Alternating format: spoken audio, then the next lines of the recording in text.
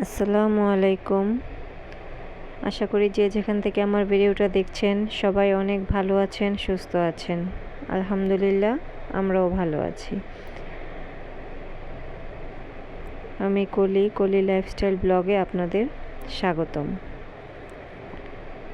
তো সকালের কাজগুলো করে নিচ্ছি। হাজব্যান্ডকে পাঠিয়ে দিয়েছিলাম বাজারে। সকালে বিছানা গুছিয়ে ওকে বাজারে পাঠিয়ে দিয়েছি। তো বাজার থেকে এখন মাছ নিয়ে আসলো, অনেকগুলো মাছ নিয়ে আসলো, মুরগি নিয়ে আসলো।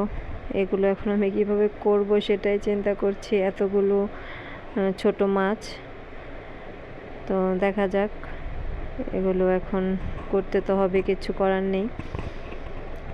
ছোট মাছগুলো দেখে আমার বেশি খারাপ লাগছে আর কি। এতগুলো ছোট মাছ করতে করতে কতটা সময়ের ব্যাপার, অনেকটা সময় চলে যাবে। আর ছোট মাছ আমি এমনিতেও কিছু করতে পারি না। আমি ছোট মাছ আসলে খুব কম খাওয়া হয় আমার ঘরে। তো আমার ছেলে বলছিল যে ছোট মাছ খাবে, তো বাবা ঠিকই ওর কথা মতো নিয়ে আসলো।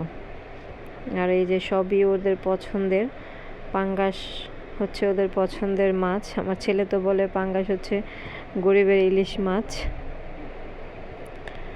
তো পাঙ্গাস মাছটা ওরা অনেক পছন্দ করে, কারণ পাঙ্গাস মাছ দেখা গেছে কি কাঁটাটা কম থাকে, এই জন্য বাচ্চারা এটা অনেক পছন্দ করে, বিশেষ করে আমার বাচ্চারা। এই তো এখানে তেলাপিয়া মাছ আনলো, পড়ে গিয়েছিল, তো উঠিয়ে নিলাম।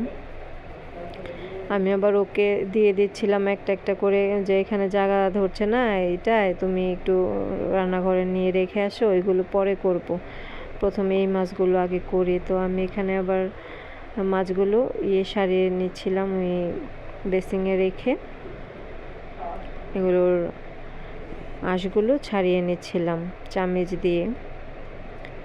তো এভাবে খুবই সহজ করা। আমার যে আপুরা জানো না কিংবা বটি দিয়ে এগুলো করতে যাও, তারা এভাবে করতে পারবে, খুবই সহজ এভাবে ছাড়ানো। আমি নিজেও পারতাম না বা পারি না, আমি এখনও করি না। বটি দিয়ে আমি আঁশ ছাড়াই না, চামিচ দিয়ে সব সময় আঁশ ছাড়াই। আমি মাছ আর হচ্ছে আদাটা আমি চামিচ দিয়ে সারাই, আদার খোসাটাও চামিচ দিয়ে করি। এই যে এখানে আমার হাজব্যান্ড, আমি মাছ অর্ধেকটা কেটে মাছের টুকরোগুলো আমিই করেছিলাম, কিন্তু আমার হাজব্যান্ড এখানে আমাকে হেল্প করছিল ওই বড় মোটা কাঁটাগুলো ফেলে দিতে। তো কাঁটাগুলো ফেলে দিয়েছে, আমি টুকরো করে নিয়েছি, হেল্প করেছে আর কি আমার কাজে, যেহেতু আমি পারছি না। আর এত কাজ আমি কখনোই একা করি না। ও সব সময় মাছ বাজার থেকে কেটে নিয়ে আসে, কিন্তু মাঝে মধ্যে এরকম হয় যে একবার দুবার, এরকম বছরে 2বার 3বার এরকম হয়ে যায় যে নিয়ে আসে, কিন্তু বেশিরভাগ সময়ই ও কেটে নিয়ে আসে। তো এখানে দেখতেই পাচ্ছ আমি সব কিছু গুছিয়ে নিলাম, কেটে বেছে ধুয়ে গুছিয়ে নিলাম। আর বক্সে যেগুলো পেরেছি ভরেছি, আর বাকি অনেক কিছুই কাগজের মধ্যে রাখতে হয়েছে, কারণ ফ্রিজে জায়গা নেবে না। এতগুলো মাছ যদি আবার বক্সে রাখতে চাই, তাহলে জায়গাটা খুবই বেশি নিয়ে নেয়। তো প্লিজ তোমরা ভিডিওর এই পর্যায়ে যারা আছো, ভালো লাগলে লাইক, শেয়ার, সাবস্ক্রাইব করে দেবে, ভুলবে না, লাইক দিতে ভুলবে না। প্লিজ একটা লাইক দিয়ে যেও, কমেন্ট করে যেও, খুবই ভালো লাগে তোমাদের কমেন্ট পড়তে। আর এই তো এখন চলে গিয়েছিলাম একটু বাজারে, ছেলে মেয়ের জন্য শপিং করতে, একটু ওদের জুতো কিনতে হবে। স্কুলের জুতোগুলো দুইজনের একসাথেই নষ্ট হয়ে গেছে। তো এখন বলছে, আমার হাজব্যান্ড বলছিল যে চলো ঠিক আছে, তো যে কিনে নিয়ে আসি জুতোগুলো। এত কাজ পরার পরে বিশ্বাস করো খুবই খারাপ লাগছিল, খুবই অসুস্থ লাগছিল, কিন্তু কিছু করার নেই, আমাকে ওর সাথে নিয়েই যাবে, আমাকে যেতেই হবে। তো আমরা এই তো চলে আসলাম, তারপর মার্কেট করে আর কি করব। তো গেলাম, গিয়ে স্কুলের জুতো এগুলো, তাই তোমাদেরকে আর এগুলো খুলে কি দেখাবো। জাম্প ক্যাচ নিয়ে এসেছি স্কুলের, সাদা যে সব জুতোগুলো হয় না ওইগুলোই।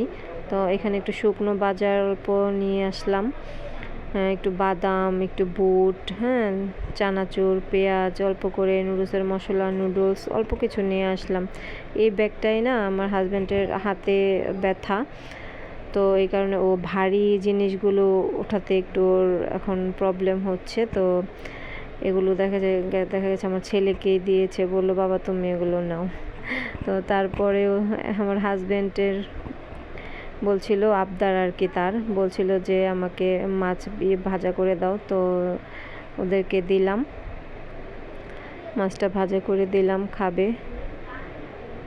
তো একটু ভাবলাম যে একটু ডেকোরেশন করি, হয়তো ভালো লাগবে, তাই একটু ডেকোরেট করে নিয়েছিলাম। মরিচ ছিল আর পেঁয়াজ, এই মরিচগুলো সবগুলো আমিই খেয়েছি। হ্যাঁ, ওরা একটা মরিচও ধরেনি, 4টা মরিচই আমি খেয়েছি, কারণ এখনকার মরিচের তো তেমন ঝাল নেই, তাই না? এখনকার মরিচের ঝাল নেই, অনেক কিছু থেকেই কিন্তু অনেক কিছু উঠে যাচ্ছে, যেমন শুটকিতে গন্ধ নেই। হ্যাঁ, গরুর মাংসেও তত আগের মতন পাওয়া যায় না, গন্ধ পাওয়া যায় না। আমার আম্মুরা বলে আগে নাকি এক বাসায় রান্না করলে পুরো আরেক বাসায় খবর পেত এই শুটকি রান্না করলে। আমরাও মোটামুটি দেখেছি, তো দেখিনি তা না। তো আসসালামু আলাইকুম, এখানেই বিদায়, আল্লাহ হাফিজ।